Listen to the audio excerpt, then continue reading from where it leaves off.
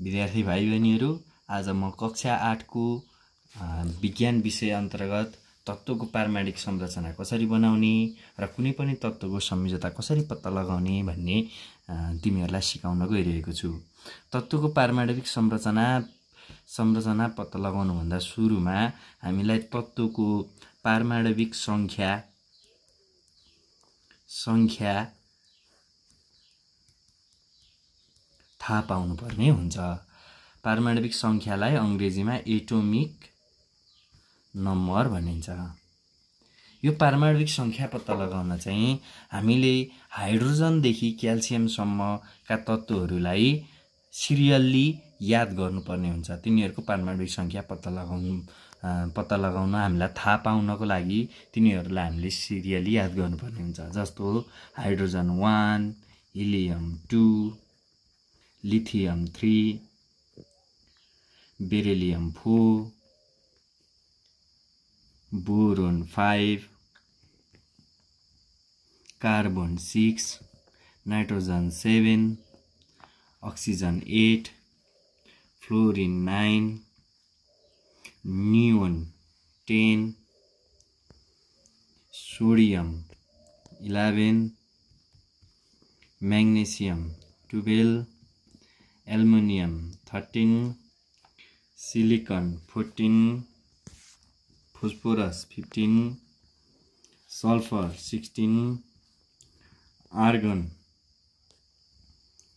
17, chlorine 17, argon 18, potassium 19, calcium 20 गरेर यो serially हामीले याद गर्नुपर्ने हुन्छ। Hydrogen, helium, lithium, beryllium, boron, carbon, nitrogen, oxygen, fluorine, neon, sodium, magnesium, aluminium, silicon, phosphorus, sulphur, chlorine, argon, potassium, calcium गरेर हामीले serially याद गर्नुपर्ने हुन्छ। विद्यार्थी भाइ बहिनीहरूले यो सोडियमलाई चाहिँ एस नभनी एनए भनिन्छ, पोटासियमलाई चाहिँ पी नभनेर के भनिन्छ, यस्ता कुराहरू पनि ध्यान दिनुपर्ने हुन्छ। अब म तिमीहरूलाई पारमाणविक संरचना कसरी बनाउने भन्न सिकाइरहेको छु।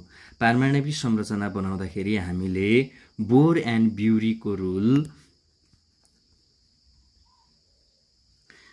नियम 2n² नियम हामी फलो गर्छौं। 2n² नियम हामी फलो गर्छौं। 2n² नियम भनेको के हो त? यहाँनिर 2 र यो n भनेको चाहिँ नम्बर अफ सेलको संख्या भन्ने जनाउँछ। जस्तो एकछिनको लागि सेलहरू 4वटा हामीले अध्ययन गरेका छौं। विशेषतः 4वटा, अरु पनि हुन्छन्। विशेषतः 4वटा KLMN गरेर 4वटा हामीले सेलहरू अध्ययन गरेका छौं। K भनेको पहिलो सेल हो, L भनेको दोस्रो सेल हो, M भनेको तेस्रो सेल हो, N भनेको चौथो सेल हो। अब यो 2n² रुल अन्तर्गत पहिलो K सेलमा कतिवटा इलेक्ट्रोन बस्छन् भन्नका लागि हामीले 2n² रुल प्रयोग गर्नुपर्ने हुन्छ। 2 लेख्ने अनि n को ठाउँमा k भएकोले पहिलो सेल हो, यो पहिलो सेल भएकोले n को ठाउँमा हामी 1 लेख्छौं, 1 को स्क्वायर गर्छौं। 2 * 1 को स्क्वायर भनेको 1 नै हुन्छ। त्यही भएर 2 एकान 2, 2 1 जा 2, अर्थात k सेलमा जम्मा 2वटा इलेक्ट्रोन राख्न पाइन्छ। त्यसैगरी अर्को L सेल हुन्छ। L सेललाई दोस्रो सेल भनिन्छ। L सेलमा पनि हामी 2n² रुल प्रयोग गर्छौं। 2 * n को ठाउँमा 2 नै प्रयोग गर्ने, 2 को स्क्वायर गर्ने। 2 * 2 को स्क्वायर भनेको 4 हो र 4 2 जा 8 हुन्छ। अर्थात L सेलमा 8वटा इलेक्ट्रोन बस्दछन्। त्यसैगरी M सेलमा 2n² प्रयोग गर्ने, फेरि 2 * M सेल भनेको तेस्रो सेल हो भाइ बहिनीहरू। त्यही भएर हामीले तेस्रो सेल भएकोले यसमा 3 स्क्वायर गर्छौं। 2 * 3² भनेको 9 हो, 9 2 जा 18 हुन्छ। त्यसको कारणले M सेलमा हाम्रो कतिवटा इलेक्ट्रोन बस्छ? 18वटा इलेक्ट्रोन बस्छ। त्यसैगरी N सेलमा फेरि हामीले 2n² रुल प्रयोग गर्छौं। 2n² रुल अन्तर्गत 2 * n, n भनेको चौथो सेल भएकोले यसलाई चाहिँ 4² गर्छौं र 2 * 16, 16 दुना 32वटा इलेक्ट्रोन बस्छ। मैले यो सिम्पल रुल तिमीहरूलाई सिकाएँ। अब यस्ता अन्य सेलहरू फेरि दोहोरिँदै जान्छन्। KLMN जस्तै 5औं 6औं पनि हुँदै जान्छ, त्यो पछि तिमीहरूले ठुलो कक्षामा गएर अध्ययन गर्नेछौ। अब कसरी यो KLMNCN अन्तर्गत चाहिँ हामीले इलेक्ट्रोन बनाउने त? म एकछिनको लागि तिमीहरूलाई हाइड्रोजनको बनाएर देखाउँछु, हाइड्रोजन र म सोडियमको बनाएर देखाउँछु। हाइड्रोजनको पारमाणविक संरचना बनाउँदा सुरुमा हामीले न्युक्लियस बनाउनु पर्ने हुन्छ। यो अहिले मैले पेनले बनाएँ, तर भाइ बहिनीहरूले चाहिँ कम्पास र पेन्सिलको सहायताले बनाउनु पर्ने हुन्छ। हाइड्रोजनको पारमाणविक सङ्ख्या 1 हो, त्यसको कारणले यसको प्रोटोन पनि 1p+ हुन्छ। हामीले न्युट्रन नम्बर पनि लेख्नुपर्ने हुन्छ। न्युट्रन नम्बर थाहा छ भने न्युट्रन नम्बर लेख्ने, थाहा नभए पनि त्यो नलेख्दा पनि त्यत्रो फरक पर्दैन, तर हामीलाई आउँछ भने न्युट्रन नम्बर पनि लेख्ने। यसको न्युट्रन 0 हुन्छ, त्यही भएर मैले 0n⁻0 लेखेँ।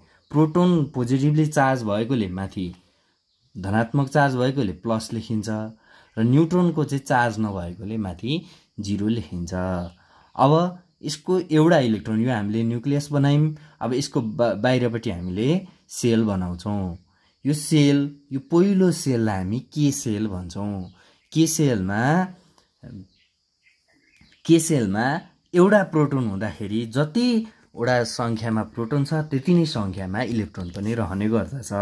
यहाँ एउटा प्रोटोन भएकोले यहाँ एउटा इलेक्ट्रोन रहन्छ। यसलाई हामी E- भनेर पनि रिप्रेजेन्ट गर्न सक्छौँ। गोलो बिचमा हामीले गोलो मात्रै बनाए पनि हुन्छ। अब यहाँनिर यो हामीले हाइड्रोजनको पारमाणविक संरचना बनायौँ, अनि यसको तल हामीले सेल भनेर लेख्छौँ, KLMN भनेर लेख्छौँ, अनि यहाँ इलेक्ट्रोनको सङ्ख्या लेख्छौँ, इलेक्ट्रोन नम्बर, इलेक्ट्रोनको सङ्ख्या लेख्छौँ, इलेक्ट्रोनको सङ्ख्या भनेर लेख्छौँ। यो अलि साँघुरो भयो, फेरि म बनाउँछु। सेल KLMN, इलेक्ट्रोन नम्बर मात्रै लेख्छु, अङ्ग्रेजीमा बुझिहाल्छौ तिमीहरूले। इलेक्ट्रोन नम्बर भनेको इलेक्ट्रोनको सङ्ख्या। अब यसलाई यसरी हामी तालिका बनाउँछौँ। तालिका बनाएर चाहिँ यहाँनिर भर्छौँ। केमा एउटा मात्रै इलेक्ट्रोन छ, त्यस कारणले यहाँनिर हामी 1 लेख्छौँ। यो भयो हाइड्रोजनको पारमाणविक संरचना। है सोडियमको पारमाणविक संरचना बनाएर देखाउँछु। सोडियमको पारमाणविक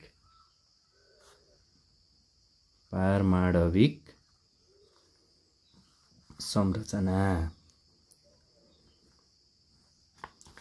सोडियमको प्रोटोनको सङ्ख्या कति हो त? अघि हामीले पढेका थियौँ। सोडियमको प्रोटोनको सङ्ख्या कति हो? सोडियमको प्रोटोनको सङ्ख्या 11 हो। 11 भइसकेपछि हामी बिचमा, न्युक्लियसको बिचमा 11p+ भनेर लेख्छौँ। अब यसको न्युट्रोनको सङ्ख्या 12 हो, त्यस कारणले हामीलाई थाहा हुँदाखेरि 12 न्युट्रोन भनेर लेख्छौँ। अब हामी पहिलो सेल बनाउँछौँ। यो पहिलो सेललाई हामी के सेल भन्छौँ। के सेलमा कतिवटा इलेक्ट्रोन बस्छन् त? अघि हामीले पढेका थियौँ 2n² रुल अन्तर्गत के सेलमा 2वटा इलेक्ट्रोन बस्छन्। योसँग 11वटा इलेक्ट्रोन भएकोले पहिलो सेलमा हामी 2वटा इलेक्ट्रोन राख्छौँ। यो गोलो गोलो जता बनाए पनि हुन्छ, माथि तल। यो पढ्नलाई, अध्ययन गर्नलाई र यो जाँच गर्न सजिलो होस्, प्रष्टसँग बुझियोस् भनेर चाहिँ अपोजिट साइडमा राख्ने गरिन्छ। इलेक्ट्रोनहरू चाहिँ क्लाउड फर्ममा हुन्छ न्युक्लियसको वरिपरि, त्यही भएर यसको निश्चित स्थान हुँदैन। यो सेलको वरिपरि मात्रै घुमिरहने भएको कारणले यसरी बनाइएको हो। अब यो हामी यसको 2वटा इलेक्ट्रोन गए। अब यहाँनिर अझै हामीसँग 9वटा इलेक्ट्रोन छ। 9वटा इलेक्ट्रोन भएको कारणले हामी दोस्रो सेल बनाउँछौँ। दोस्रो सेललाई हामी एल सेल भन्छौँ। एल सेलमा हाम्रो कतिवटा इलेक्ट्रोन बस्छन् त भन्दाखेरि योसँग जम्मा हामीले अघि 2n² रुल अन्तर्गत एल सेलमा 8वटा इलेक्ट्रोन बस्छन् भनेर हामीले अध्ययन गरेका थियौँ। 1 2 3 4 5 6 7 8 8वटा इलेक्ट्रोन एल सेलमा बस्यो। तर एउटा कुरा भाइ बहिनीहरू के तिमीहरूले बुझ्नुपर्छ भने हामीले तेस्रो सेल एम सेलमा 18वटा इलेक्ट्रोन बस्न सक्छन् भनेर त पढ्यौँ, तर अर्को एउटा नियम यसको के पनि छ भने सबैभन्दा बाहिरी सेलमा आउटर सेलमा चाहिँ कहिल्यै पनि 8वटा भन्दा बेसी इलेक्ट्रोन राख्न पाइँदैन। यो कुरा पनि भाइ बहिनीहरूले मनन गर्नेछौ।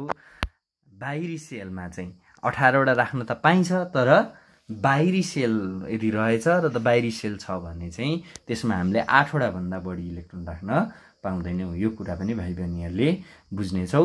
क्याल्सियमको गर्दा, पोटासियम गर्दा यो रुल हामीले फलो गर्नुपर्ने हुन्छ। अब 8, 2, 10 भयो। अब अझै योसँग के हुन्छ त, एउटा इलेक्ट्रोन बाँकी रह्यो। एउटा इलेक्ट्रोन चाहिँ के हुन्छ, बाहिरी सेलमा बस्दछ। यो परमाणविक संरचना तयार भयो। अब यहाँ फेरि हामी सेल भनेर लेख्छौँ, KLMN भनेर लेख्छौँ। यसरी बनाउँछौँ। यहाँ इलेक्ट्रोनको सङ्ख्या लेख्छौँ। इलेक्ट्रोनको सङ्ख्या लेखेर के सेलमा 2वटा राख्छौँ, एल सेलमा 8वटा राख्छौँ र एम सेलमा 1वटा राख्छौँ। यसरी चाहिँ यति गरिसकेपछि हाम्रो यसको पारमाणविक सोडियमको पारमाणविक संरचना तयार भयो। हामीले यसरी चाहिँ सोडियम अथवा कुनै पनि तत्त्वको पारमाणविक संरचना बनाउने गर्छौँ। धन्यवाद।